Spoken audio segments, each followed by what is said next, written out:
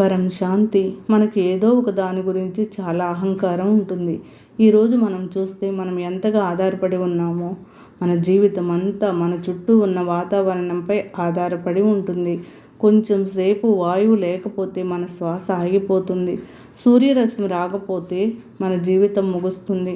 మనకు ఆహారమే లేకపోతే మనం చనిపోతాము.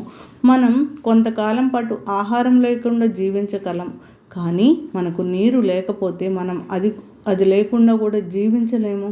కాబట్టి మన జీవితం మొత్తం ప్రకృతిపై ఆధారపడి ఉంది.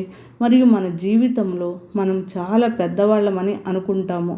మన అస్తిత్వం ఏమీ ఉండదు. ఒకవేళ ప్రకృతిలోని ఈ 5 తత్వాలు అసమతుల్యం అయితే, అవి ముగిసిపోతే, గాలి, అగ్ని, నీరు, భూమి, అప్పుడు మన అస్సలు అస్తిత్వమే ఉండదు. మరి ఇక్కడ మనిషి మాత్రం ఎల్లప్పుడూ నేను అది చేశాను, ఇది చేశాను అని, నేను చేయబట్టే ఇప్పుడు ఇది ఉంది అని అహంకారంలో మునిగిపోతాడు.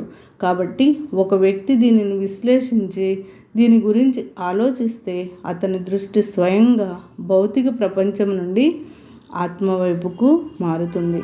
ఎందుకంటే ఈ ప్రకృతి విధ్వంసకరమని మరియు ప్రతిదీ నాశనం కాబోతోందని, కానీ ఆత్మ అనేది పరమ సత్యమని అర్థం చేసుకుంటే అతని అహంకారం కూడా సమాప్తం అవుతుంది.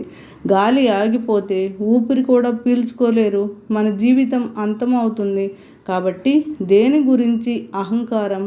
ఈ శరీరం పూర్తిగా 5 మూలకాలపై ఆధారపడి ఉంటుంది: గాలి, నీరు, అగ్ని మరియు ఆకాశం. మరి ఇవి దేని ఉనికిలో ఉన్నాయి?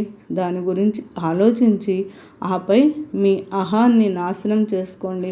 మీరు ఇప్పటికీ మీలో సూక్ష్మ అహంకారాన్ని మోస్తుంటే గనుక. పరం శాంతి.